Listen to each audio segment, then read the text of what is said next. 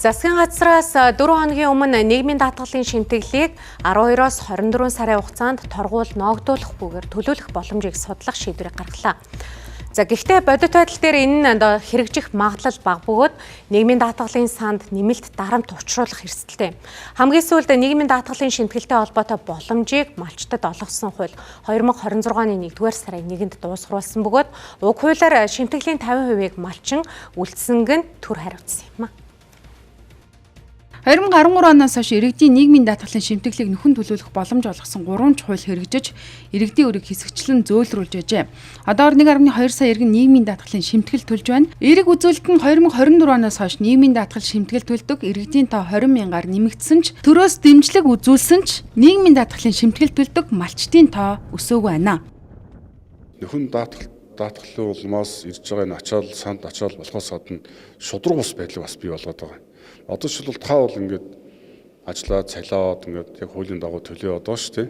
Гэтэл нөгөө талд хүмүүсүүд огт төлөхгүй явж яснаа гинт нөхөн даатгал төлөөд сангаас тэтгэр авна гэхээр одоо чинь одоо хэний мөнгөөр энэ чинь тэтгэврийн санхүүжилт явах вэ гэдэг асуудал бас хурцаар тавьж байгаа. Иргэд бас шүмжилж байгаадаа бид нар бол санал нэг байгаа.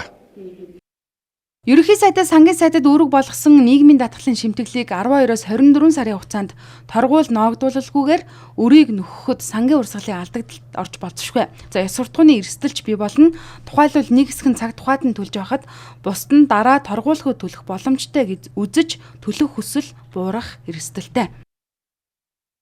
Саймширч зарим одоо нийгмийн бүлгүүдийг нийгэм даатгалын шимтгэлийн улсаас даах ёстой гэсэн улс төртөө янз бүрийн хуулиуд гаргаж оруулах нь өөрөө нийгэм даатгалын сангийн ачааллыг нэмэгдүүлдэг.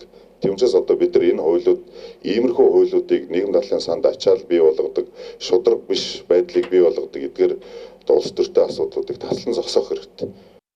Үндсэндээ шалгуургүй нөхөн төлөлтөөс нийгмийн даатгалын шимтгэлийн өр нэмэгдэж, сангийн баланс алдагдах буюу өр төлөгдөхгүй хуримтлал багасгах нь эцэстээ тэтгэврийн сангийн балансыг ганхуулна. Богино хугацаанд сайн бодлого мэт харагдавч урт хугацаанд тогтолцооны сахилга батыг сулруулах эрсдэлтэй юм а.